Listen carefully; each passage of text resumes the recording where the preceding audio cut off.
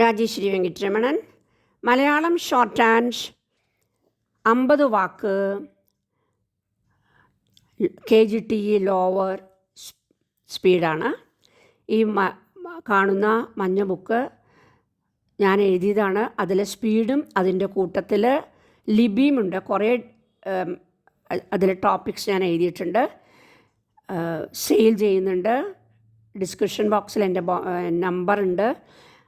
അതിൽ വിളിച്ചാൽ ഞാൻ ആവശ്യമുള്ളവർക്ക് ഈ ബുക്ക് അയച്ചു തരുന്നതാണ്. കോണ്ടാക്റ്റ് ചെയ്താൽ മതി. അതിൽ മാറ്ററും മലയാളം ഷോർട്ട് ആൻഡ് സ്പീഡും ഔട്ട്ലൈനും എഴുതിയിട്ടുണ്ട്.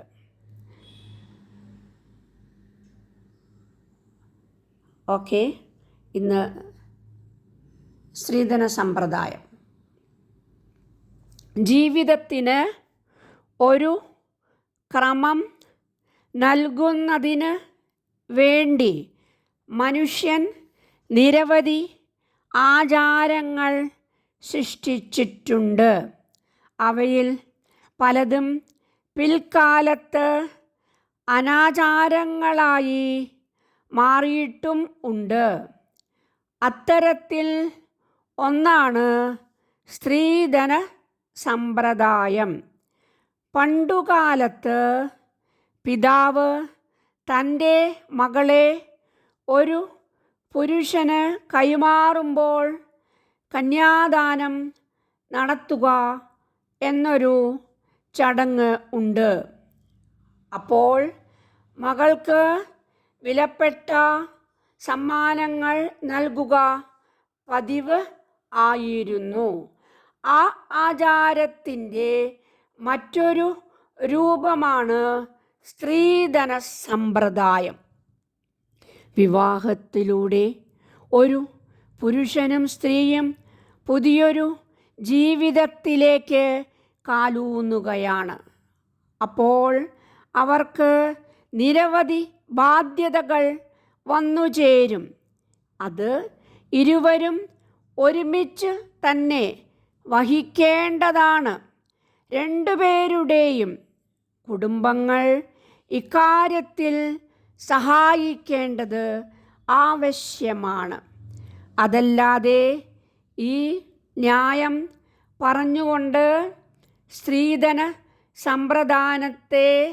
സമ്പ്രദായത്തെ ന്യായീകരിക്കുവാൻ പാടില്ല. വിവാഹ സമയത്ത് ഇരു കുടുംബങ്ങളും ചേർന്ന് വധൂവരന്മാരെ പുതിയൊരു ജീവിതത്തിന് സഹായിക്കാം എന്നേ ഉള്ളൂ. എന്നാൽ ഇന്ന് പഴയ ആചാരം നിന്ദ്യമായ ഒരനാചാരം ആയി മാറിക്കഴിഞ്ഞിരിക്കുന്നു. വൻതുകയും സ്വർണവും വസ്തുക്കളും മറ്റും സ്ത്രീധനമായി നൽകിയാലേ വിവാഹം കഴിക്കുകയുള്ളൂ എന്ന അവസ്ഥ ആണിപ്പോൾ. സ്ത്രീധനം നൽകാനില്ലാത്തത് കാരണം പുര നിറഞ്ഞു നിൽക്കുന്ന പെൺകുട്ടികളുടെ കണ്ണുനീര് ഇന്ന് സാധാരണമാണ്. ലക്ഷങ്ങളിലാണ് ഇന്ന് സ്ത്രീധനത്തിൻ്റെ കണക്ക്. ഈ രീതി പണത്തിൽ കണ്ണുവച്ച് കൊണ്ടുള്ള നിരവധി വിവാഹ തട്ടിപ്പുകൾക്കും വഴി തെളിക്കുന്നു. ഇല്ലാത്ത മഹത്വം ഉണ്ടെന്ന് വരുത്തി ചില വരന്മാർ പെണ്ണുകണ്ട് സ്ത്രീധന തുകയ്ക്ക് വില പേശുന്നു. വിവാഹവും നടത്തി പണവും തട്ടിയെടുത്ത് അവർ കടന്ന് കളയുമ്പോൾ ഒരു സ്ത്രീയുടെ ജീവിതം തകരുന്നു. അതുപോലെ ദരിദ്രരായ സ്ത്രീകളെ ധന സമ്പ്രദായം വഴി പിഴപ്പിക്കുകയും ചെയ്യുന്നു. വിവാഹം നടക്കാതെ വരുമ്പോൾ അവർ ജീവിക്കുന്നതിനായി തെറ്റായ മാർഗങ്ങളിലേക്ക് നീങ്ങുന്നു. സ്ത്രീധന സമ്പ്രദായത്തിൻ്റെ മറ്റൊരു സൃഷ്ടിയാണ് സ്ത്രീപീഡനം. സ്ത്രീധനത്തിൻ്റെ പേരിൽ ബലിയാടുകളാവുന്ന സ്ത്രീ ജീവിതങ്ങൾ അനവധിയാണ്. നീചമായ ഈ രീതി അവസാനിപ്പിക്കേണ്ടത് അത്യാവശ്യം ആണ്. സ്ത്രീധന സമ്പ്രദായം വിവാഹത്തെ ഒരു കച്ചവടമാക്കി തരം താഴ്ത്തുകയാണ് ചെയ്യുന്നത്. നാം അത് അനുവദിക്കാൻ പാടില്ല.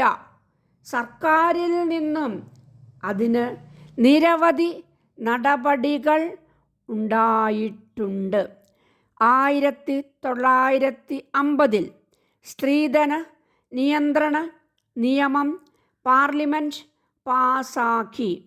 അതിനു മുമ്പ് റാണി പാർവതിബായിയുടെ കാലത്ത് ഇത്തരം അനാചാരങ്ങൾ തടയുന്ന നിയമം നടപ്പിലാക്കിയിരുന്നു. സംസ്ഥാന ഗവൺമെൻറ്റുകളും ചില നിയമങ്ങൾ പാസാക്കിയിട്ടുണ്ട്.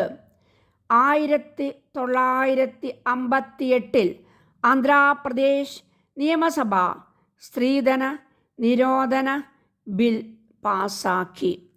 1961 പാർലമെൻറ്റ് വീണ്ടും സ്ത്രീധന നിരോധന നിയമം പാസാക്കി. എന്നാൽ അതുകൊണ്ടൊന്നും ഈ ദുരാചാരത്തെ ഫലപ്രദമായി തടയാൻ ആവില്ലെന്ന് വ്യക്തമായി.